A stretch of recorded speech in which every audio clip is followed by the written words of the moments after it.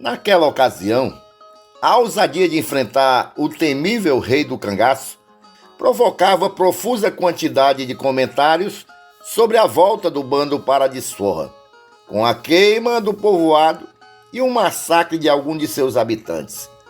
Estes começavam a preparar-se para enfrentar dias negros e uma árdua luta pela sobrevivência.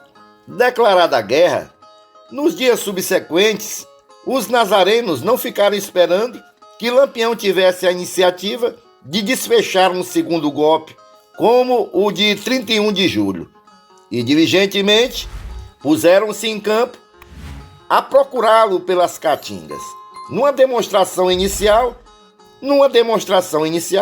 dos percalços que teriam pela frente com o famoso bandoleiro. Sob a orientação do sargento José Alencar de Carvalho, deram frequentes batidas nas áreas periféricas, num raio de várias léguas. O bando, no entanto, parecia ter se evaporado das caatingas e o sargento regressou a São José de Belmonte sem ter obtido quaisquer pistas, apesar de a busca ter sido intensa. 12 quilômetros a leste de Nazaré está situada a Serra do Pico, local de caatinga muito densa, terreno acidentado e pedregoso, suavizado unicamente pela margem do riacho São Gonçalo. Ali ocultavam-se os cangaceiros, aguardando horas mais propícias para voltar a agir, o que fizeram 8 dias depois. Mas não estavam tão seguros quanto pensavam, porque o nazareno obteve secretamente a informação de sua estada ao pé da serra e os rumos que haviam tomado ao saírem do abrigo.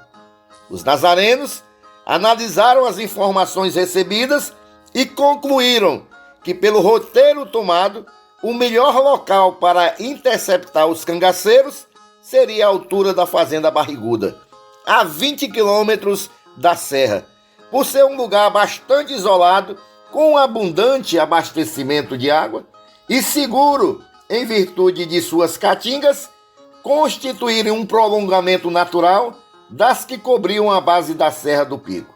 A vegetação muito emaranhada favorecia o refúgio dos inimigos.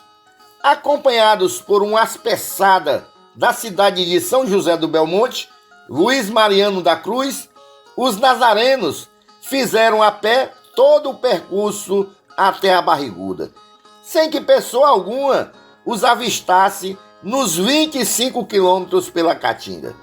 Ao final de uma marcha cansativa, ocultaram-se para planejar a melhor forma de ataque. Alguns opinaram por uma investida frontal, outros por uma manobra de cerco e a maioria por tocaia. Descobriram a presença de cangaceiros numa casa próxima e a indecisão quanto à tática a ser empregada foi encerrada por Euclides Flor.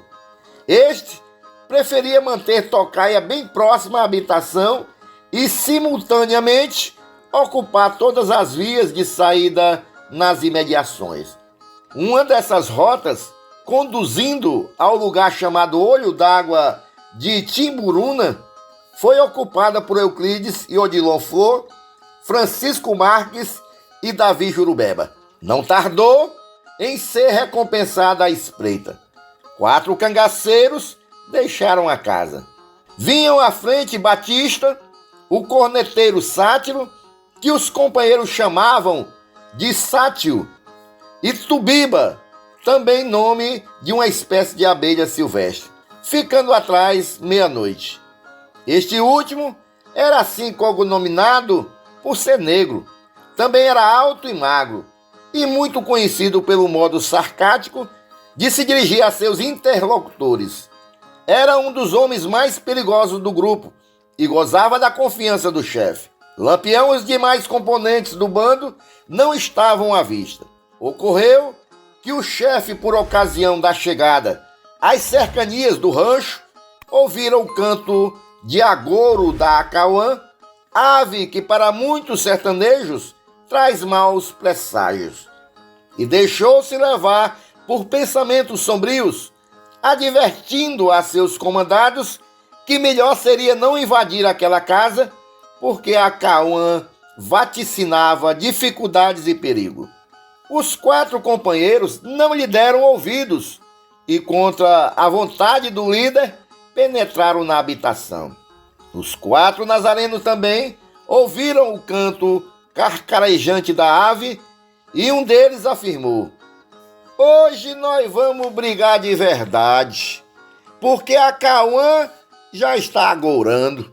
À saída dos bandoleiros da casa, desfecharam tiroteio quase a queima-roupa e conseguiram ferir mortalmente Batista e Sátiro. Tubiba foi gravemente atingido, mas conseguiu fugir cambaleando para a Caatinga, onde expirou. Seria enterrado, segundo o relato dos moradores da região, no meio de uma macambira por ordem de Lampião. Meia-noite, simplesmente desapareceu na confusão, sem que os nazarenos ou os cangaceiros jamais tivessem ideia do seu paradeiro. Por mais que tentassem localizá-lo, nunca mais souberam notícia do negro. Foi ele o primeiro meia-noite do bando, pois surgiram outros. Ouvindo os tiros, os outros nazarenos que mantinham tocaia em diferentes locais ocorreram para auxiliar no combate, supondo estar Lampião respondendo ao fogo dos companheiros. Mas, surpreendentemente, o célebre bandido permaneceu oculto, sem mover uma palha para tentar salvar seus homens ou encetar uma vingança. Os grilhões da superstição o impediram de agir nesse 8 de agosto de 1923. No dia seguinte, os nazarenos retornaram ao povoado. No caminho, o tiroteio havia inspirado uma canção ao moço Odilon Flor. Com sua voz grave, Odilon cantava quando da vitoriosa entrada da tropa em Nazaré: meu galo de Campina, que canta mais do que eu, vai dizer a Virgolino que o corneteiro morreu. O corneteiro morreu, Batista se enterrou, Tubiba foi baleado, meia-noite desertou. Há sertanejos que descrevem a Serra do Pico como um navio que navega no céu azul. Mas ela é, sobretudo, um marco sentimental dos moradores da região em que está situada.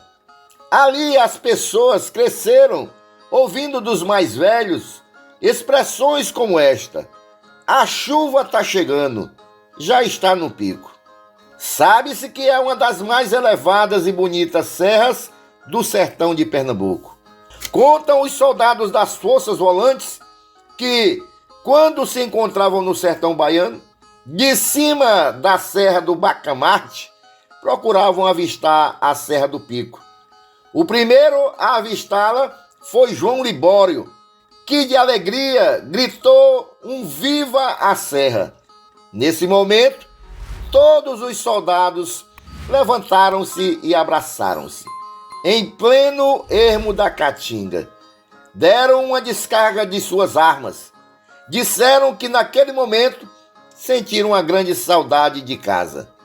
Lembram ainda que quando regressavam a seus lares e em seu caminho viam aparecer a serra, diziam com emoção: chegamos em nossa casa.